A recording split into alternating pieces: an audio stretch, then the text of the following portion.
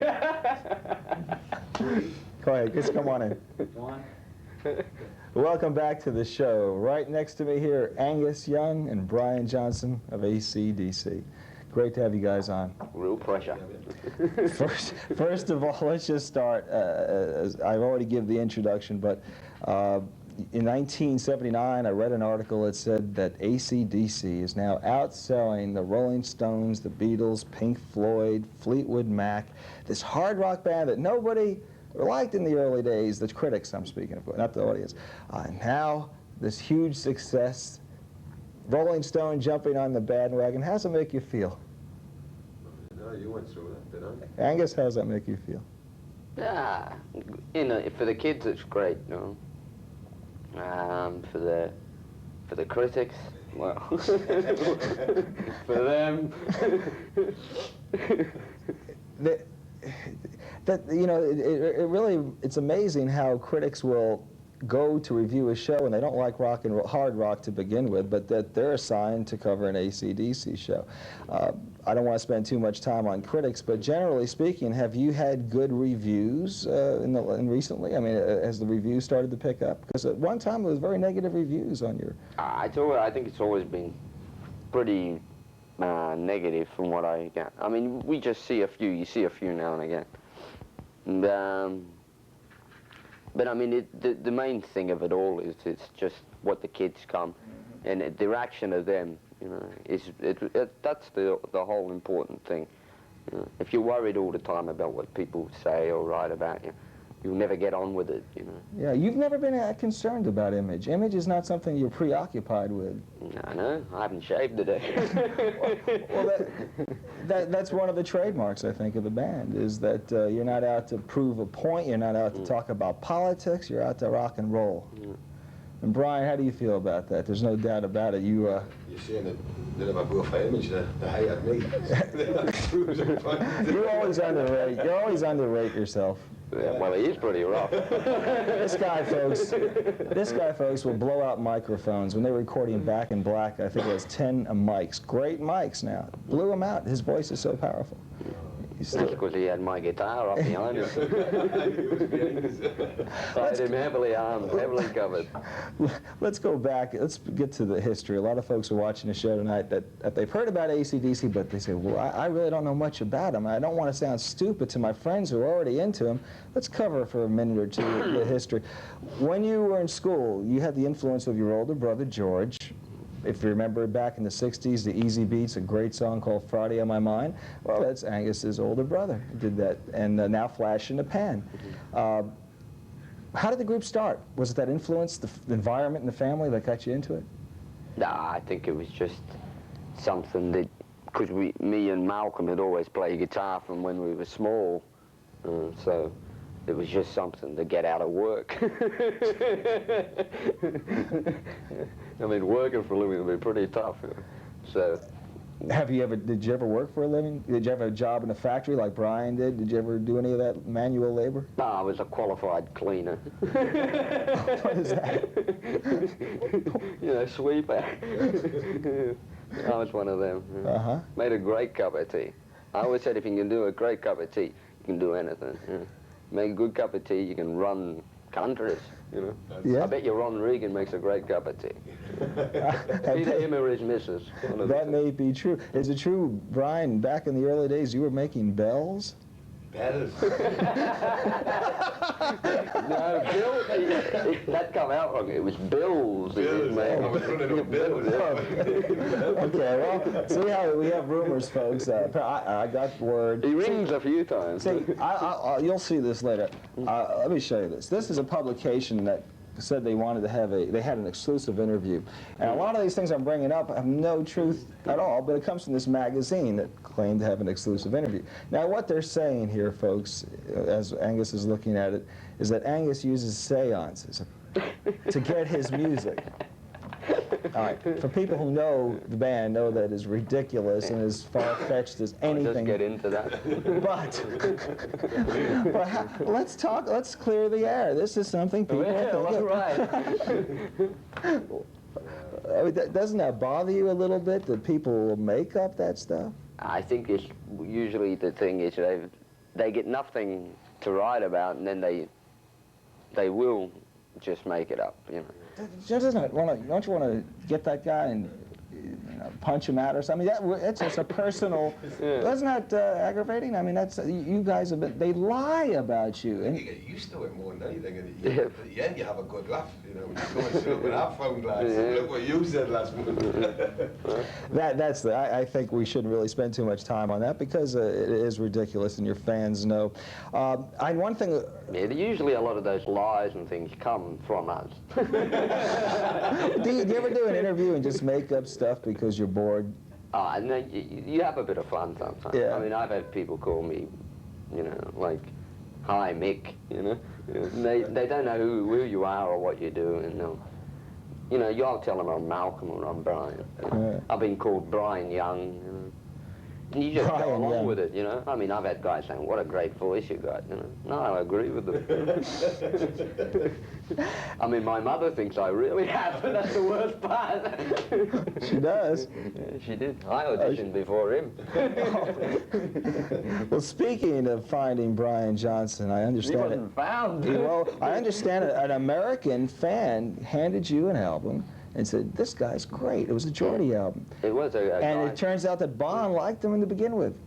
Yeah, Bon, there's the story that Bon, when we were touring through, well, he was touring in a band through England, and he was on tour with Brian's band, Geordie. Mm-hmm. And Bon, I always remember, he says, me and this, he had a harmonica player in the band, he said, the two of them, he says, the harmonica player came running up and says, "You've got to see this guy, you've got to see this guy, come and see him sing and that, you know. It's great." And he's this guy rolling around the floor, giving it gyrations and swiveling his hips like nothing else in style, and going hell for leather. And Bon thought it was great. He says, "It's the best thing he ever saw in his life. This guy screaming and howling on the floor, you know." And it turned out as two ambulance guys come and whisked him off to hospital. He had appendicitis. Oh.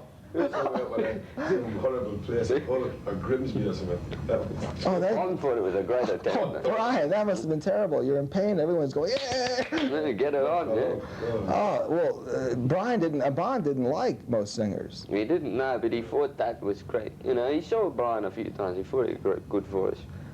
Brian, let me ask you this. What was your image of AC/DC before you knew these guys? What did you think they were like? What did you hear? Well, in England, Alan, I don't know, you know, the radio stations over there aren't very good for rock. Mm-hmm. You know, we've got that state-run thing, and you hardly ever heard him. And I got to hear about him through a friend of mine who actually gave us an album, and he said, "You've got to hear this." And he saw the boys in Newcastle, and he said, "You've got to hear this," you know, and that was the Let There Be Rock album. And I heard that. And I thought it was like different from anything I'd heard in for years and years, you know. It was different, you know. And We're talking what year now? This is in the album. 78, 79, okay. Yeah. And then I went out and bought that one, and because I was never a great record buyer, you know, I was a bit like Angus. I had old records, you know, like B.B. King and and then he came back and gave us another one, and that's how I sort of got into them, you know. And we did a couple of the songs in our band in Newcastle. Many people have said this, that there was a lot of doubt in the air after the tragic death of Bon as to whether AC/DC could really regroup, or who could possibly fill that unusual voice. I mean, that voice was so special. And you never pretend to say you're filling the void. What you're saying, because I've heard you say on many of the interview, you've said that I'll never get up to as good as Bon. Now, maybe you're underestimating yourself. Well, you know, because he was such a personality, you know, and you know that as well, because I think, you know, you talk to the band more than anybody else, I think, and the lads will agree. He was like he was a one-off. He's funny. He's got to listen to his interviews. He really was, you know, character. A character. I think. Yeah, substance, you know. There's not many people got that, you know. He really, and it was funny that he would really take the time with the fans. He'd take the time with the fans. Okay, so you guys got together, you recorded the album in just about 3 weeks or something like that. Back in Black, by the way, in that year, if you remember, folks, when that record came out, basically the top 40 scene was doing very, very well, and hard rock, with Zeppelin not, touring, and that hard rock was kind of something you wouldn't find too much on the radio. It was frowned upon. Here comes AC/DC, and just blowing everybody away. And now we're talking about... We're still blowing. You're still blowing everybody away, but now at least you have... Well, I don't know about away, but... You're playing 2 hours.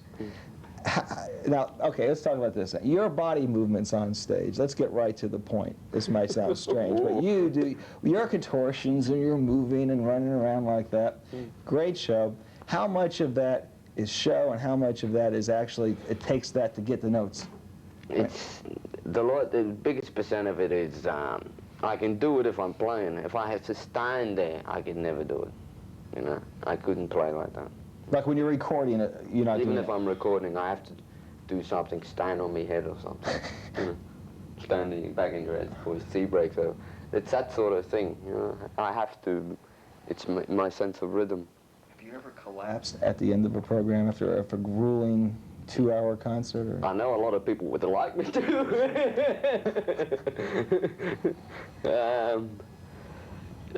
I've been tired a few times, yeah. But no, you go on. I mean, you have to do that. You have to get that, music. Yeah. You have to go on. Yeah, it's that adrenaline flow. Now, Brian, everyone has contacts with the people. You might bend down and touch their hand or something like that. Now, he's looking for rings. He's looking to see what he can rip off. But what are the fans looking for when they're grabbing at your pants and pulling your pants off? You go out in the crowd, let these people touch you by the thousands now. Cheap thrills. Okay, well, I was going to say, does that evade your privacy? No, not for them, for me. Brian, you've said many times, you hope you'll never have that rock star mentality. You hate that rock star mentality. It's almost a turnoff. What do you mean by that? He means new socks. Well, you kids got to be better rock stars. Oh, give an example. Without naming names, not naming names, but would you say the majority of the rock people you work with just are into the ego of being a rock group? No, there's a lot of good lads knocking around, but yeah. It's the same in all walks of life, there's always the pains, Yeah, see, we never, as people, you never got a chance to do a lot of that because we were always working. It's pretty hard when you start. Everywhere we went to, in each country in the world, we had to start from scratch. And it's pretty hard to look like $1 million when you pull up an old beat-up station wagon or something and get out and then try to do this, after you've fought your way into half of these places. When you were paying those dues, just get an idea, let the people realize what paying your dues means. How much money were you making relative now? I don't need a dollar figure, but give an idea how much you had to live on. I mean, let people realize what paying your dues is. Well, I know for the first couple of years we never had any, there was no money at all. So after the first few albums? Well, I mean, this was in Australia. In Australia, okay. Yeah.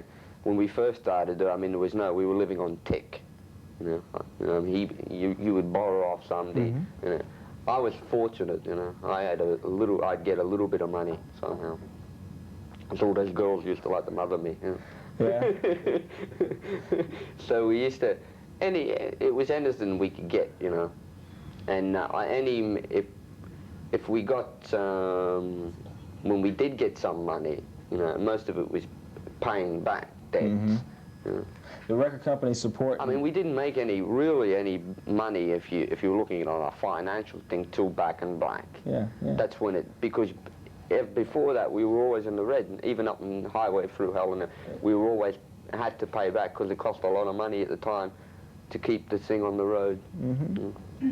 Now, when Dirty Deeds, Done Dirt Cheap was released, it wasn't released in this country. It seemed like the record company was almost reluctant to promote a product that they had. Now, you find Atlantic Records, great company, not knocking the company, but they protect you like they're protecting their #1 client in their life, like to them, AC/DC is everything. Well, why weren't they there before? I mean, is that an unfair question? I mean, I think well, there's been a few people in there from the start who always backed us, yeah. you know, very heavily, done a lot of work, and they're still there now, you know. And, you know, at the start, they've had, you know, almost, it's a big corporation, they've had a lot of change, but those people have always been there, and they've always worked good for us. Yeah. And they were the ones that always kept pushing for it, you know. They're the ones that protect us now. That's good to hear. That's good to hear. Speaking of records, Brian... Plus the bodyguard. Brian, do you remember the first record It's not true you that bought? I asked Bon Scott this. He said the Purple People there. The first record I bought was... Simon Says. Seriously, was it one of those yellow records? No, it was a Paul Butterfield album. Oh. And I didn't have a clue. It was a, you know, but one of my friends said it's a blues album. You gotta hear it, you know. And I bought it. I didn't have a clue what it was about. And that was the first album I bought. Interesting. Do you remember yours? The first one I had, I think, was, well, first song that I think I bought was, I think it was a Little Richard one, you know, Keep a Knockin', You Can't Come In. Interesting. Well, you certainly started off with some great stuff from the beginning, you know. I love that song. Yeah, that's... I still love it now. Yeah. I hear those, especially hearing him sing. You know. Oh, when you do in rocker, you know, it sounds like that 50-ish rock and roll. I mean, It is. Well, that's what we always loved that. Okay, let's just bring up some songs. Talk about the inspiration behind them. We'll go back and forth. Beating Around the Bush, just some things that come to my mind. Do you remember what it was like when you recorded that? Was it just like you got together, you had lyric, well, Bon had lyrics, and you had the guitar, and you just kind of put it together in the studio? How did it work? We were in Miami. Well, actually, it started in Australia. We were in the studio with me and Malcolm and that, and we were fooling around with a riff, and then Bon came in and said I had a good title for something like that. And Bon used to like he'd have like little I'll tell you what, polls. save it. I want to hear All this, right. but we got to pause. We'll be back. Pause for the calls. We'll be right back, and we'll hear that story after this. Mommy, Mom. brush my teeth. No, Joe, in front of the camera.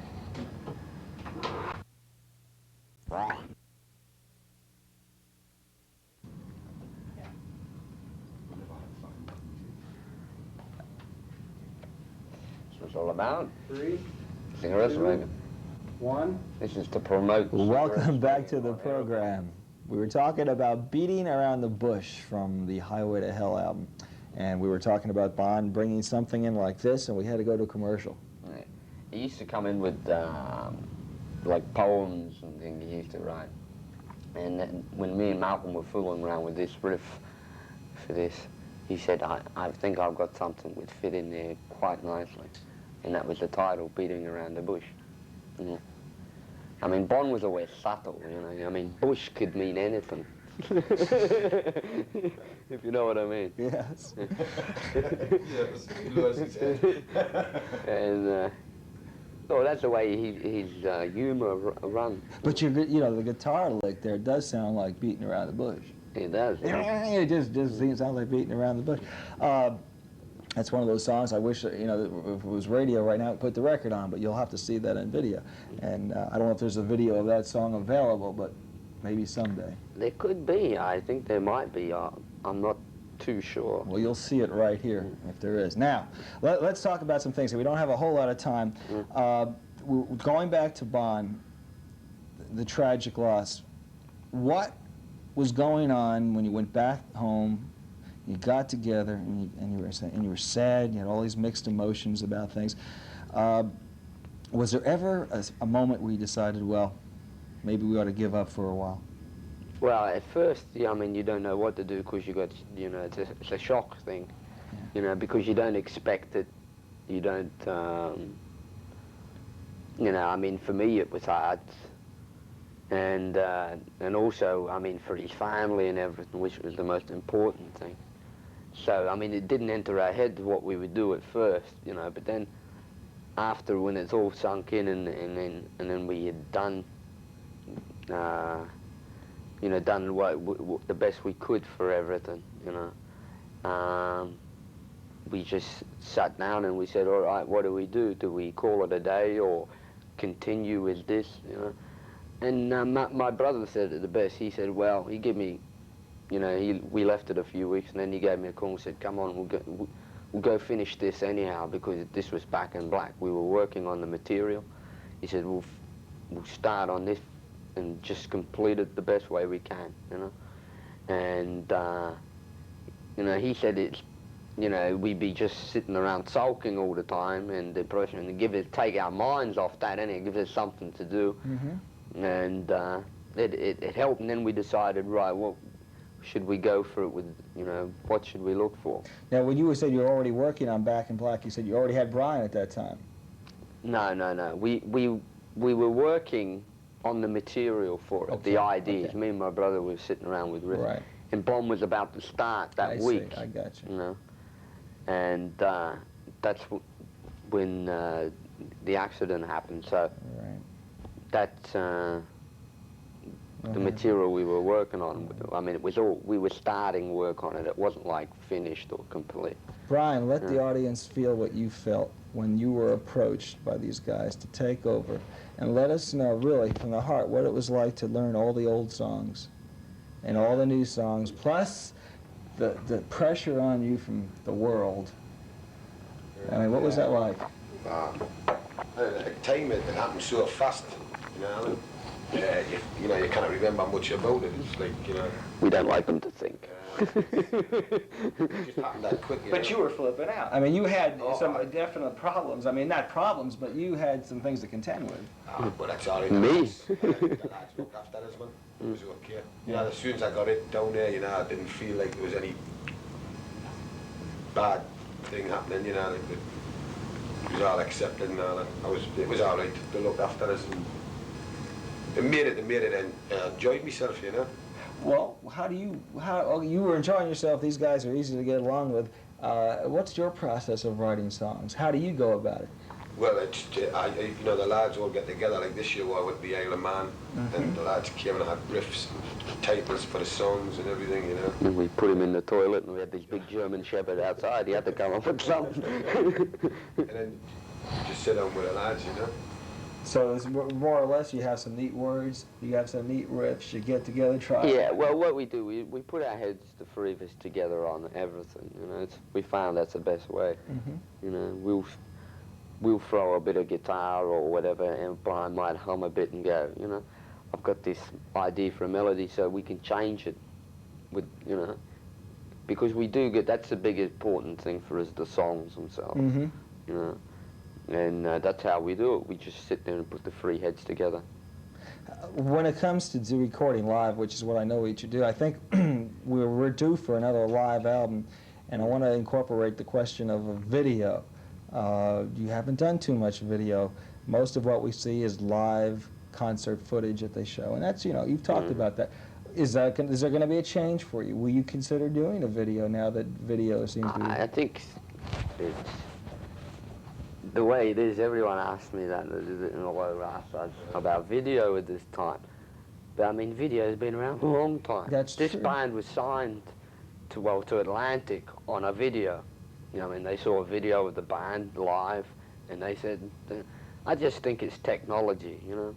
It's what you make with it, you know. If you want to make, you know, a little movie, fine. If you want to make, you can do anything with it, you know. You can do your whole life story. You have no objections, though, but here you are, a band that likes to rock and roll. Yeah, but you know, I mean, the thing is, it's good in a way because people not only hear a record, they see it. Yeah. You know, so it's good for that point of view. Yeah. But as a band for us, I mean, we're all pretty ugly. so you see us. Now, how much is this? We're getting to, my engineers are giving me this. So this is the end here? Or are we going to come back? This is the end. This is the end. Well, guys, gosh, that was a quick. That was quick. We couldn't even get into everything we wanted to talk to at this point. But let me thank you so much. It means so much having you guys on. Pleasure, Alan. And best of luck to you tonight. Yeah, listen. What can I say? Folks, thank you for joining us. We'll be back next week, and have a good week. And from AC/DC, let rock and roll be in your life for a long time. Let there be a rock. Bye-bye.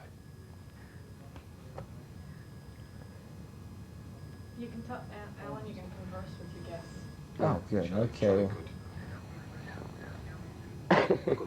Voice popping. Oh, we go. Okay. Outro to the Zebra Show. Outro. Outro for Zebra Show. Oh, okay. God, I won't remember their names, so forget it right now. I don't. I think I do. But anyway, ready? Take your time. Okay. You want a foot shot? Go. Okay.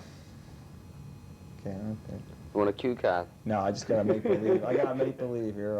It's hard to imagine me on TV. Okay. You look quite natural. Um, You couldn't look any worse than us. I hope you enjoyed the show with Zebra. It was nice talking to the guys for their first record on Atlantic. I think you'll find a lot of news about Zebra in the weeks and months and years ahead. Now, on my next show, a very, very special show. Special because these are friends of mine and I've been fans for a long time, going back to the early days, very early days. But forget about that. Just looking at the success of this band and what they mean to so many fans around the world. AC/DC is the most popular hard rock band in the world, and they will be on Video Feedback next week, a two-part special. See you then.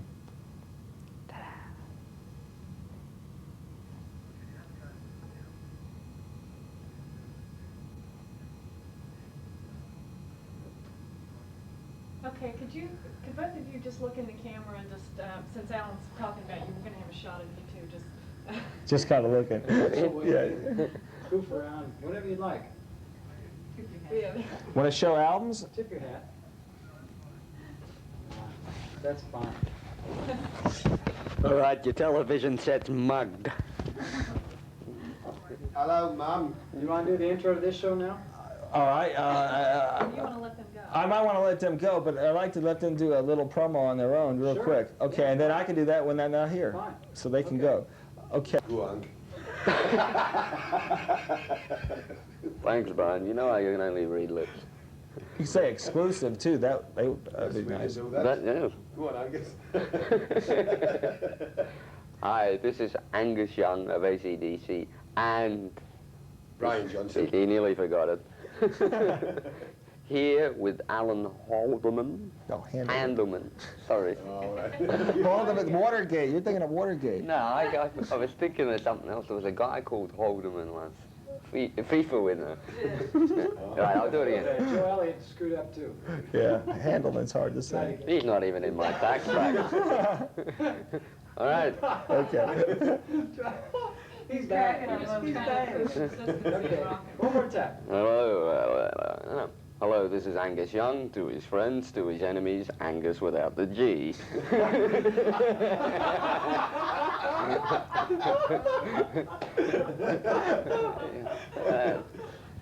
This is Brian Johnson. To his friends. To be friends, Jonah, to be enemies. Join us with Allan Handelman next week on Video Feedback. Right, Ang? That's true. Good. Thank you. Thank you. It's very good. Great. Okay, I want them. You got him. And what time should I meet you for leaving? What time are we leaving, Steve? Just call me later. Okay. I just want to get